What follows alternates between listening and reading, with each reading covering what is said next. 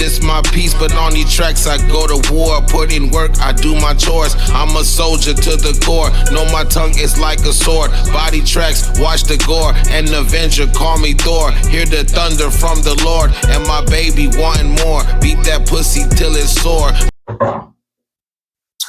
What's good, world? It's your boy Easily Done. This is Easy Said and Done.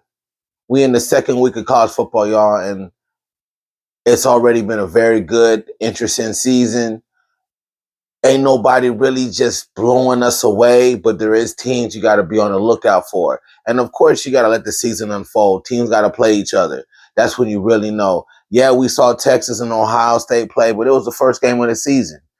I didn't even want to put Texas number one in the country because it was really based off the Archie Manning hype.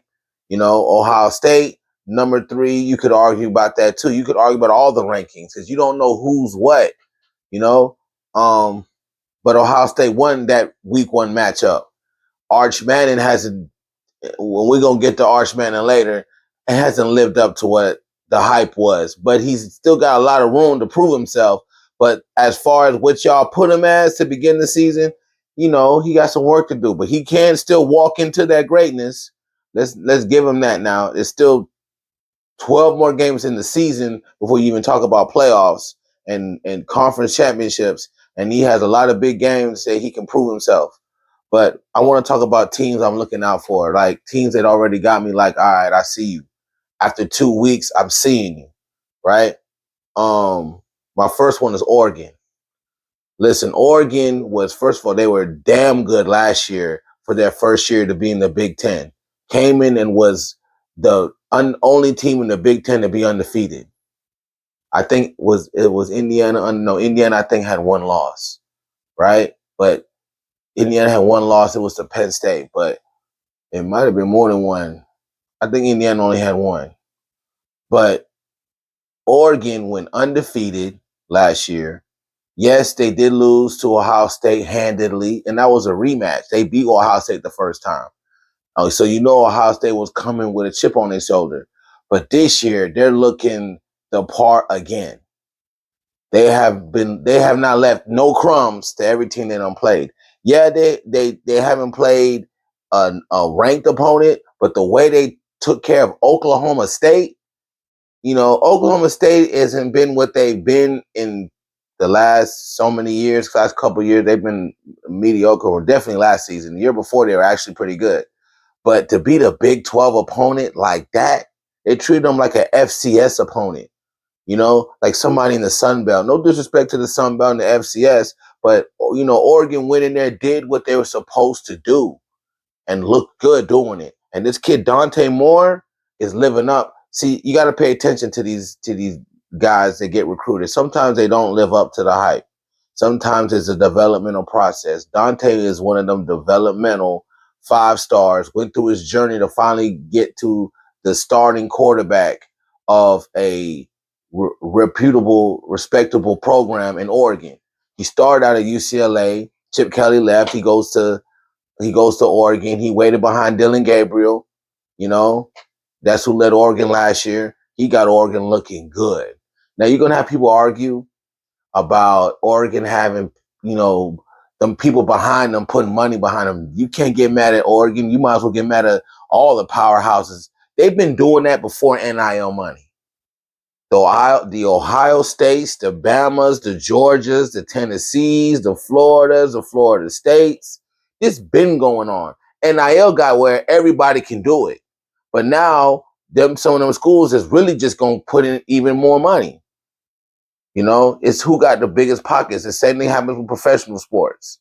You know, you got salary cap, but some franchises in professional sports have an ability to lure players better just because of their name. So you can't get mad at Oregon because they are flexing a little bit because they got some backing behind them. You know, I still don't, doesn't mean that they're gonna win a national championship. You still gotta play the game, but they're looking good right now. I like the way Dante Moore is starting out the season. Let's see how they unfold. The next team, and it's so crazy, this team right here, right? How they had a monster 2023, then the worst season you can have 2024. I'm talking about from hot to cold. I've never seen this ever in college football, but this is this new era with transferring, with with NIL money. Florida State absolutely had us like scratching our heads to how bad they were last year. But if you remember how 2023 ended and they got did dirty with the playoff format, went undefeated, but you want to play a politic game because they didn't have their quarterback. I'm like, they deserve to be in there. Let them figure out a way to play the game. Maybe a quarterback get healthy because they lost two. They not only they lose a starter, their backup got hurt too. So everybody's like, they don't want to watch this team with their third string quarterback in the playoff. Like they're not going to be an effective team. This was when the 14 playoff was going on. You can't do that, man. That's like Buffalo not having Josh Allen, but they had the best record, and now because Josh Allen get hurt right before the playoffs start, let's just disclude Buffalo. I'm just just using an example. Come on, man, that's crazy. You still gotta let Buffalo play. Maybe they figure it out with the backup, and he get hot. There's been Super Bowl stories of backups winning. I think shit, my man that did it, Nick Foles did it with the Eagles in 2021, 2019, something like that. When the Eagles won the Super Bowl, not this last one, the one before it. And Car- Wentz, Carson Wentz, the number 2 draft pick, got hurt, was good all season. Then Nick Foles had to come in and he took him all to the Super Bowl. That's exactly how you should give Florida State the opportunity. You don't know what kind of preparation they can put into whoever's going to be at quarterback, because you also have a nice little gap from when, especially in the 14 playoff format, because it was like the bowl games. The end of the season, the last conference game, until they play these last bowl games, you'd have like a month and a half to prepare. That dude, whoever they got at quarterback, might figure some shit out by then. Or they put a system together and they pull off some wins, but they did Florida State dirty, point blank. They did them dirty. They picked Alabama over them, right? They picked the SEC like they always do, and Alabama, I respect Alabama. I always do. Nick Saban won plenty of championships, but that season in particular, Florida State should have gotten in off their record and merit alone. You just should have respected that. They were undefeated ACC champs. It was just, you just got to put them in there. That just didn't make no sense. To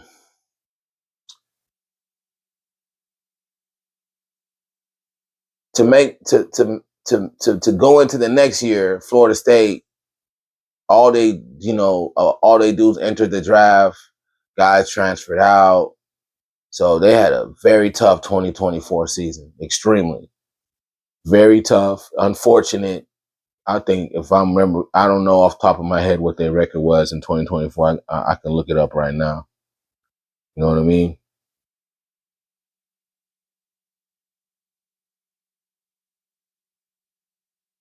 They went 2-10 last year. That's ridiculous. But 2025. And it's so funny, right? Because Florida State, first game of the season, had to play that same Alabama program. First game, Florida State unranked. Bama was the number 8 team in the country at the time.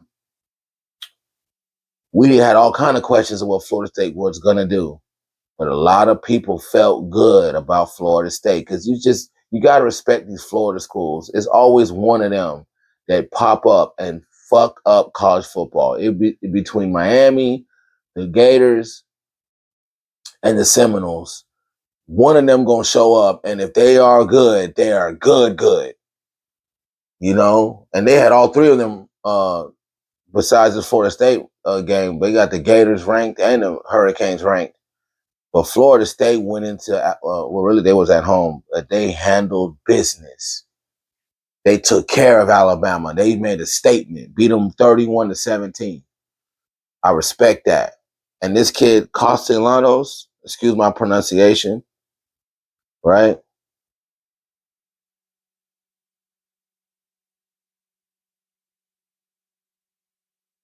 Tommy Castellanos is looking good right now. He is looking real good. Matter of fact, I need to write him um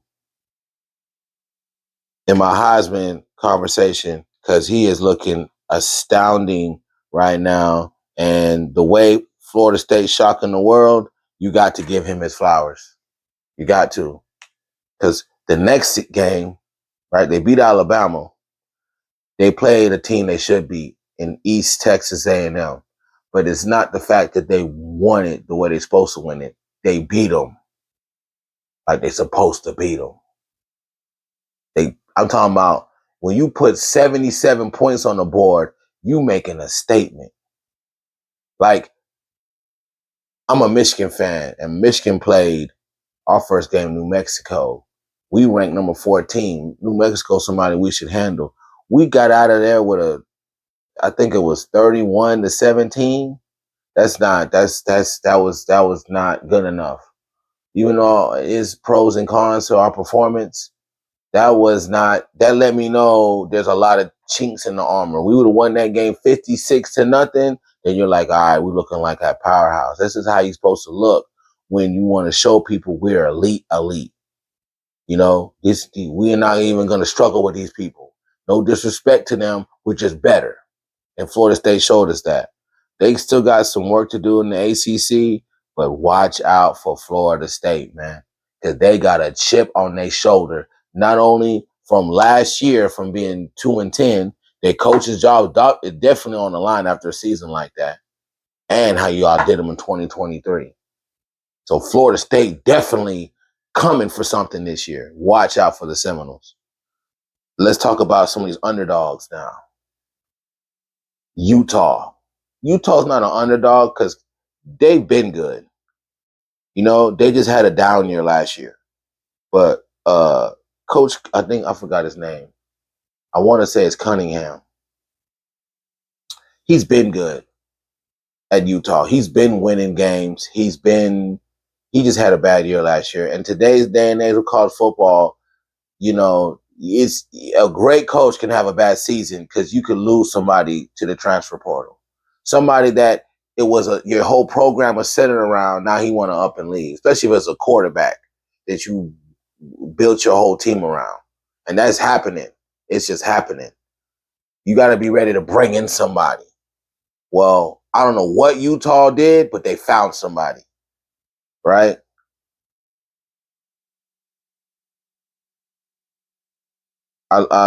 This kid from they got from New Mexico. He played for New Mexico last year. He didn't start, but he found a home at Utah. Devin Dampier. I don't want to get too hype and put him in my Heisman watch, but I like what Utah's doing. They really ain't played nobody yet. They played UCLA though, and beat the snot out of UCLA. So you got to watch games like that. You'll be like, who's UCLA? They ain't been good, but they're still a Big Ten, former Pac-12, got guys that are 5-star. That kid, the former 5-star quarterback that was at Tennessee went to UCLA. Nico Amaliva. I've been discussed this on these videos. Nico, I'm very disappointed in him for leaving Tennessee, but guess what? Tennessee's, they doing their thing. They ain't need him. I love that. See, this program changing quarterback. He started out raw, but he got too big. His head got too big for his britches. Right? Want more money? We already paying you plenty, boy, and you really ain't the star. Like our running game is the star, but you good, and we don't mind keeping you where you at with this money. But you asking for more and want to be on some NFL holdout? Bye. You can go. They replace him. Tennessee look good, but we'll see how good they are this Saturday because they play Georgia. But to bring it back to my point is UCLA got guys over there. You know, they're rebuilding, and they're a Big Ten opponent, group what they call it, the big four conferences, the Big Ten, the SEC, the Big 12, and the ACC. They're in one of them conferences. 43-10 is a pretty decisive score, right? Utah's flying up the rankings. They're number 20 now from being unranked. Just watch for Utah. Watch for them too on the 20 when they play Texas Tech, another team that a lot of people are high on. That's going to be a hell of a battle. That's why a lot of this I'm talking, it's just talk because it's too early, But we love sports, so let's talk about it. Let's talk about what we're seeing so far. Now, the team right now, the Cinderella story, the University of South Florida. Wow. Listen, now I watched a lot of that game they played this past week against the Gators. I'm not going to hold you. The Gators still got issues, man. I think it's time for them to move on from their coach. Billy Napier is not it over there. They worried about him taking this quarterback that he brought over there. He need to go. Listen, you got to cut your losses. Y'all haven't figured it out. Even last year, they finished kind of strong, but to the Gators standards, see, the Gators won them Florida schools, man. And I remember growing up in my young day, they ran the SEC. It was just the Gators and then Tennessee. All that other stuff, Bama and Auburn, man, the Gators ran the SEC. But you had some comp. SEC was competitive, but they weren't running away with college football like that. The Gators were running away with college football. You had the Florida schools was running it back then. It was Florida State, Florida, and Miami, and then Nebraska. I'm putting my age out there a little bit, but still, the Gators are not to their standard. I've seen them. To me, you should move on. But they're trying to be patient. So I don't run the Florida Gators organization to really say what they see in Napier, because that's what my Wolverines did with Jim Harbaugh, and they ended up we won a national championship. We stayed patient with Jim. Right? So maybe they want to stay patient with Napier. They see things. But when I saw with them, that offense just was stagnant. But from what I've seen from South Florida, to stick to my point, they got a defense. Them boys play fundamentally sound defense. They don't play two quality opponents. Now, people won't be like, who Boise State is because they lost their running back. Man, we know Boise State's a solid program. I don't know why y'all playing. Stop playing. Boise State been winning for the longest.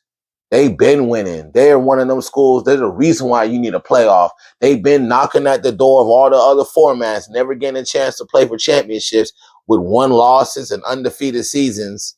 You know what I mean? Beating other good teams in the Power Four conferences, right? And South Florida smashed them, right? And they were ranked. Boise State was ranked while South Florida wasn't. Then they go beat the Gators. So these boys ain't even played no cupcake game yet, and they're 2-0. They played two opponents that they're supposed to lose to, and they don't won both of them games. Their next game, though, is an interesting one. They play Miami. I promise you, in Miami, I got none but love for Miami. I live in Miami. I got a whole bunch of my homies are Hurricane fans. They better don't act like they finna just run over these kids because it's to you. You know how the you get to feeling themselves. Yeah, y'all got all this NFL history. Y'all were dominant. They're one of the greatest teams ever seen in 2000. Yes, I agree. But guess what? It's 2025. That's 25 years ago. These South Florida, knowing there's a whole bunch of South Florida Bulls that played high school against your Hurricanes, right? That how it is when Florida teams play each other. It's personal. There's all kind of kids that don't play each other. I'm telling you, all type of dudes that seen each other. I know we're living in the age of transfer portal, but you still recruit too in this day and age of college football. There's still guys you personally recruited to come. Trust me when I tell you. South Florida is not going to fold, especially being 2-0. They coming in that game cocky. I hope the Hurricanes are ready. Focus. If they're focused, they should win, right? I'm not going to say blow them out. Just get the W. But South Florida is a team to watch for because after that, I'm pretty sure they smooth sailing. They are smooth sailing.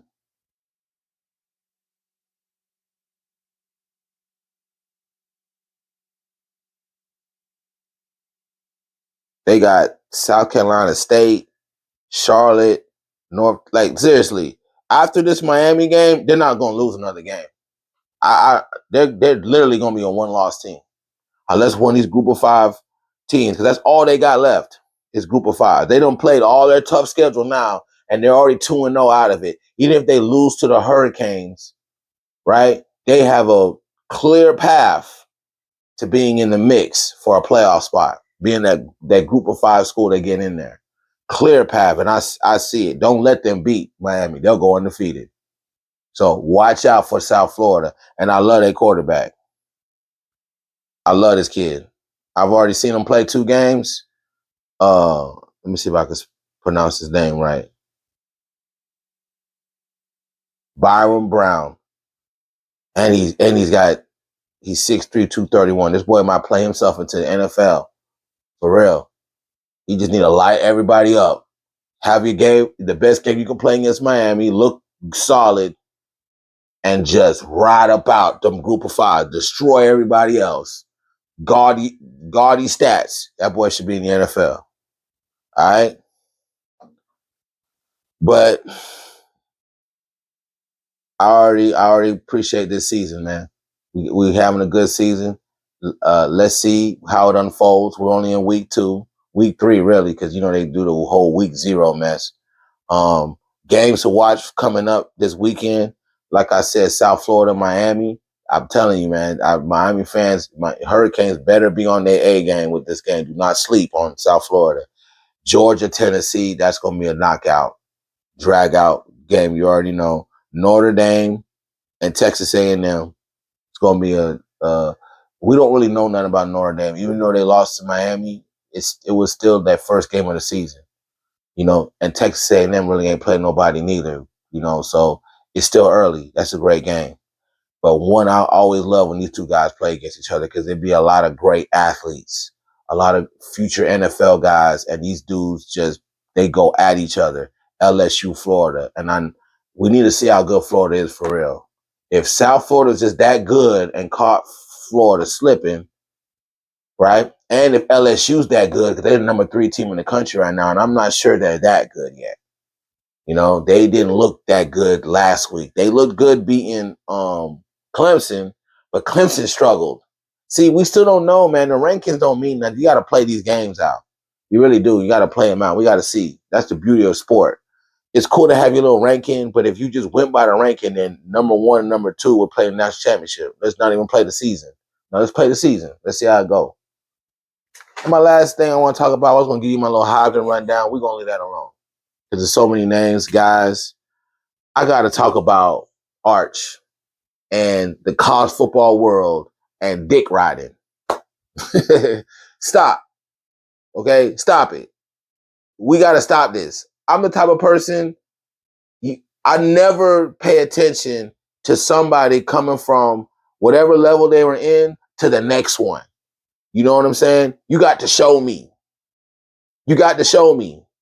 It could be a 5-star recruit, and I can give you a great example because I'm a Wolverine, and Bryce Underwood. I really was skeptical starting a freshman because that's not something Michigan normally does. But they say he's the best quarterback we got in the room out of all the quarterbacks. Dudes got hurt at the wrong time, right? Yes, he was a 5-star recruit, the number 1 player in the country, but he's still coming out of high school. Like, we finna go through growing pains automatically because he's a freshman, right? So I'm not just going to hype him up because he's a 5-star. He might not live up to it. That's just what it is. I hope he does. I'm a Wolverine, right? I just watched us play Oklahoma. It's a lot of stuff that was bad with that game. Play calling was terrible, so I can't even just blame Bryce. But the same is to be said about Arch Manning. Now, from the hype he got out of high school, yes, he sat on the bench at Texas, but y'all really hyped him up for never playing a game. He played a couple of games, but you had guys that played games and you already got him better than these dudes. And that didn't make no sense. How is he better than Lenore Sellers and Garrett Nussmeier and Cade Klubnik, who done played way more games than him? How he just better than them. And from what we've seen, y'all were wrong. He don't look terrible, but he don't look as good. Like he don't even look as good as good as you hyped him up to be. Now, what I said earlier is he got the potential to be great. He got the potential. But bruh, even against San Jose State, I was like, I don't know, man. You know, the beauty of Texas, they're scheduled. They still don't go through the gauntlet of the SEC. But still, the SEC. Somebody who ain't got no business beating Texas, gonna beat Texas this year. I'm already telling you now. I'm just not seeing it, bruh. You know what I mean? He can get better, but still, man, y'all hyped him up. We did the same thing with Bronny James. Like, let somebody show their worth and judge it off the merit of that pure period. Fuck a last name. Fuck what they did in the prior, whatever they're in. If it's from high school to the pros, high school to college, or if it's from college to the pros, it's the same thing. Number one draft picks in the NFL, on the NBA, right? I could talk about Zion Williamson.